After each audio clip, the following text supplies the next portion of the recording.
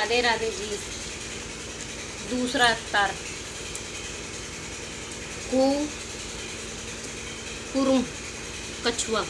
बहुत समय पहले की बात है। दुर्वासा नामक एक ऋषि थे। वे एक महान विद्वान थे, किंतु स्वभाव से क्रोधी थे। वे अपने शराब व क्रोध के लिए जाने जाते थे। एक दिन उन्होंने बहुत सुंदर व सुगंधित फूलों की माला मिली। उन्होंने तय किया कि वे उसे इंद्र को उपहार में देंगे।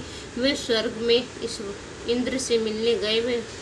वह उन्हें फूलों की माला भेंट की। इंद्र को वह बहुत अच्छी लगी। उन्होंने तत्काल ही उसे अपने प्रिय हाथी ऐरावत के गले में पहना दी। महर्षि दुर्वासा यह देखकर बहुत आग बबूला हो गए। उन्हें लगा कि इंद्र ने जानबूझकर उन्हें अपमानित करने के लिए ऐसा किया है। वे बोले, मैंने इतने स्नेह से यह माला भेंट दी है और तुमने इस हाथी के गले में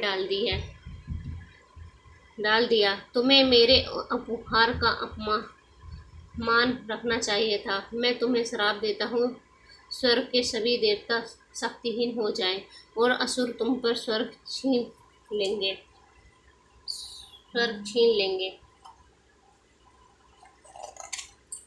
भगवान इंद्र ने माफी मांगी। उन्होंने महर्षि दुर्वासा से श्राप वापस लेने की प्रार्थना की, किंतु महर्षि अपनी बात पर डटे रहे। उन्होंने श्राप वापस नहीं लिए। जल्दी श्राप के प्रभाव से इंद्र व देवताओं की शक्ति क्षीण होती जा रही थी। असुरों ने स्वर्ग पर हमला किया, किंतु देवता स्वर्ग की रक्षा नहीं कर सके। देवताओं को स्वर्ग से बाहर निकाल दिया गया।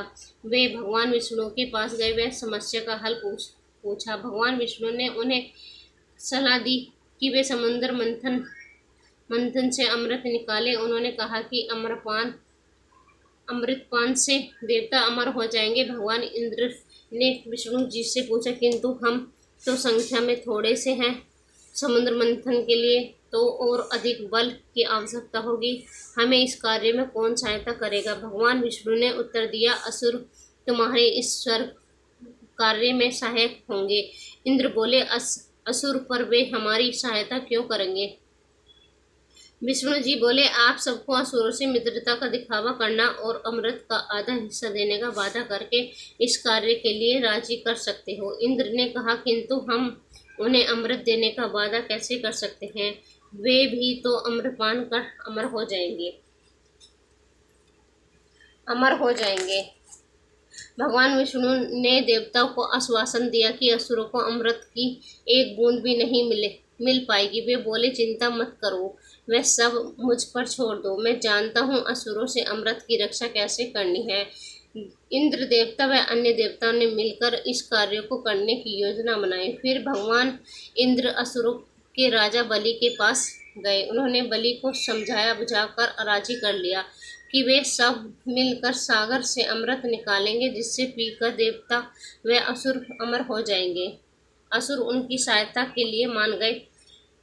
वे ये जानकर बेहद प्रसन्न थे कि वे सभी अमर होने वाले हैं।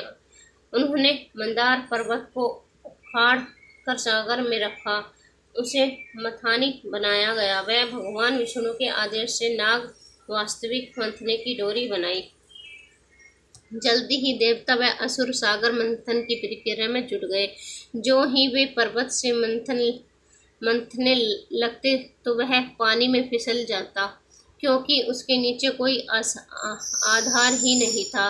वह जल में डूबने लगा। देवताओं व असुरों ने उसे डूबने से बचाने के लिए भरपूर कोशिश की, लेकिन नाकाम रहे। फिर इंद्र देवता ने आंख बंद कर की वे भगवान विष्णु का ध्यान किया। भगवान विष्णु एक कछुए के रूप में आ गए। उन्होंने सागर मंथन के दौरान मंदार पर्वत को अपनी पीठ पर धारण किया। उन्होंने पर्वत को गहरे सागर में डूबने से बचा लिया। वे देवताओं को अमृत तक पहुंचाने में सहायता की। भगवान विष्णु के आशीर्वाद से देवता अमृत पान करने में सफल रहे। फिर वे असुरों से लड़े और उन्हें पराजित कर दिया। वे स्वर्ग में वापस लौट आए।